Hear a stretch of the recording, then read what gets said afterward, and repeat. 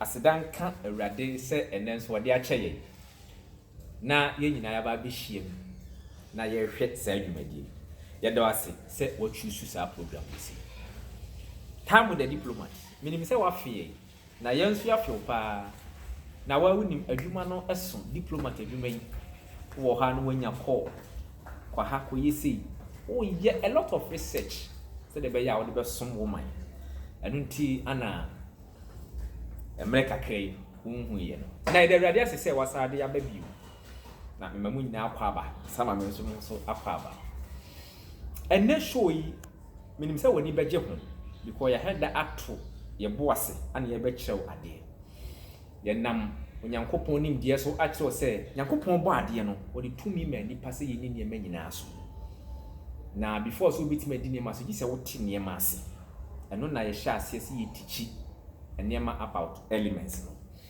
na enne dwumadie eye sonko because yedi ka mo ate ase se wo sa dwumadie we si so no ye be check niema afa politics, marriage, education, sports ade bia efe nipa ho bia na o se nipa da se ne nyatumi wo so bia no onyankopɔn nam ye so e ba be kyerɛkyerɛ ama obia ate ase na enya menko ana obehu me e wo sa program we si so obehu a lot of diplomats and so e wo sa show we si so na ene dwumadie yi die ya header a dedicate ama politics because afi eye afi a me man Ghana ye to aba na ye koyi die emfie nan a edi yanim oni yanim emfa oman ne nko afi ne ebe yi nipa kro na enipa bebre e wo misconception about politics enunti ene ya bene se ye ba abekyerɛkyerɛ politics ye ka politics kra ase kyerɛ sen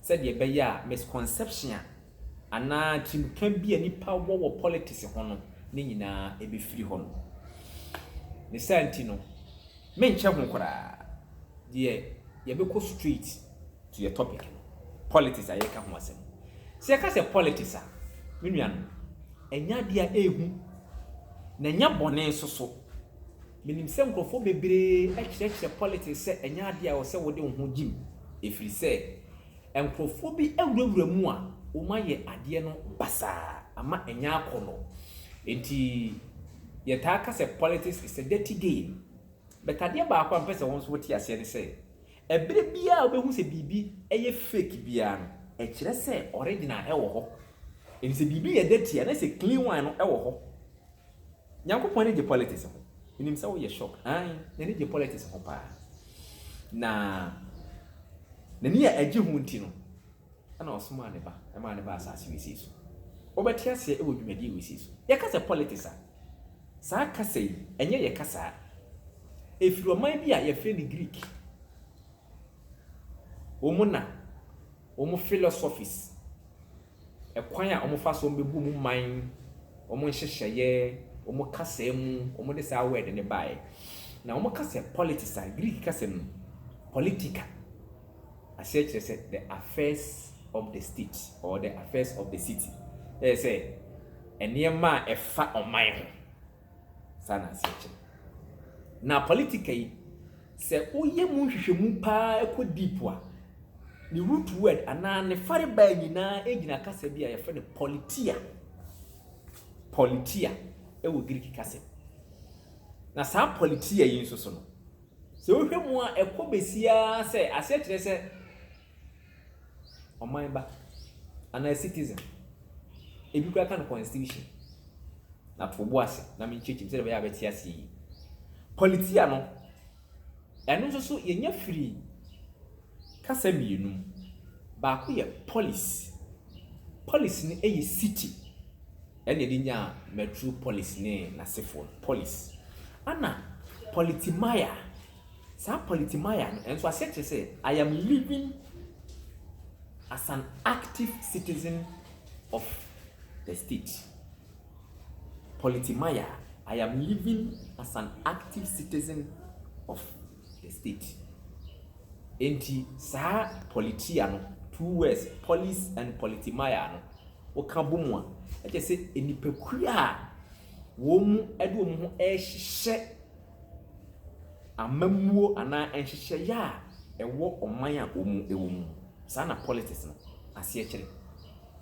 So you were living as an active citizen of your country. And I find politics. I just say adeɛ bia ɛkɔ so wɔ man mu bia no do ho bɛhyehyɛ mu. Ɛnya no akɔrɛte no. Die nko yɛ no amana kɔ yie. Politics ase nyinaa no no. Menua. Sɛ nhyehyɛ a yɛyɛ ama yɛ man no atum pon.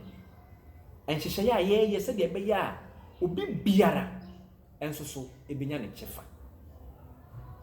Sɛ yɛ create avenues ama amanfo gift ewo mu omu so etimi ada na di ama enya so mfa so.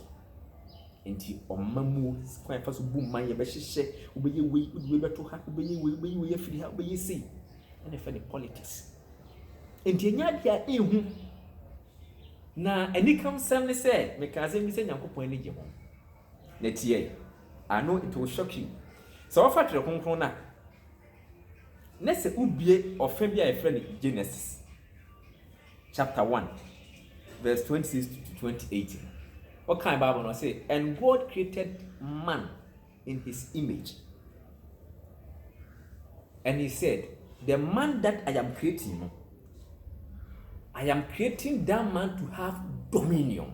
Let us create man in our own image and let them have dominion. Ma yemmo nipa sɛ yense so na wo mu eni asase so ade. Sa word dominion na wo use here. Let them have dominion. Ma wo mu ni asase so ade.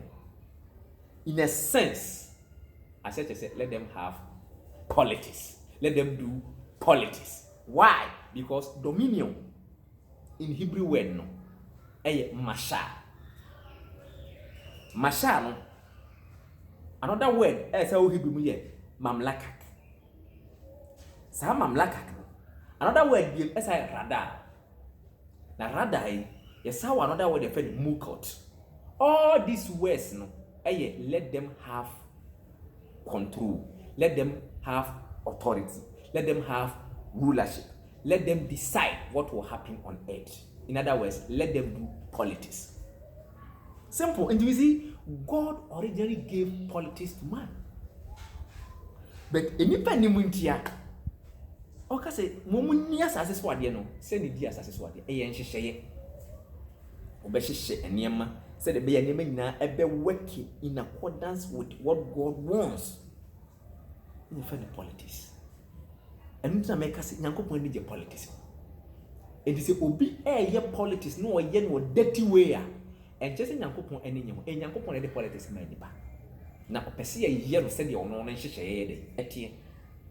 And right now Nyankopon ani gye ho enti ma obi emfa nsem nhyehyɛ wutirim se emfa ho nhyehyɛ politics mu na nya de pa ya de pa fa ho hyehyem ma yente wone amamu na ekoso no fa ho hyehyem anyama enye na wo so correct no am ye hu se Nyankopon bo ba asase wi seso wa me nante hakwa na botaye ode ba ase ode bo ba asase no o da ne ade anya obetimi akorete enti entra ho saa se wonye politician obi a wa asase so bia ko obi a wo so bia o ye politician che say once you are a citizen no you are a politician. Enti politics no enya dia ehu emu obi nyusu word no emfa hu na enka se won kofo bi wo hono ma wo mu nko ana so me politics there bi se wo decide me show timu a e kire se wo life wo mbebo ama wo mu na bebo wo life ama wo because what they will decide no it will affect you. Enti wo na be cho kwan fa so bo bra bet Nyankopon so anyere sa so bi ye nyema na ye ya ho ana so abem se da bi fa ne matoto na kwa so.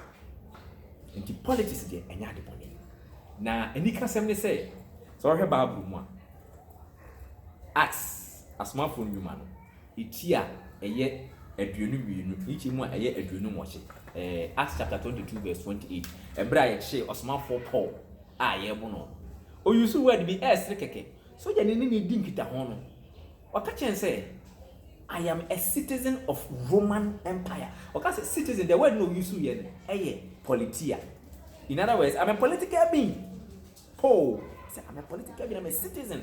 I take part in the decisions in this country. And Paul was a politician. Yes, we Christian in this also in your politician. Asem no.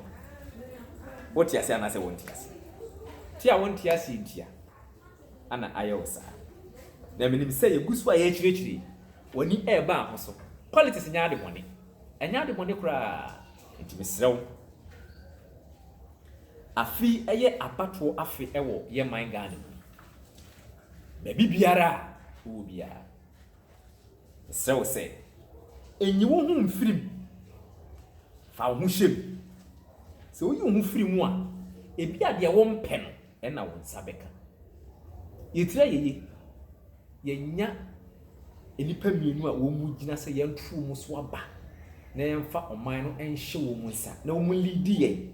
Na and she say a pen yen sank. You try ye say.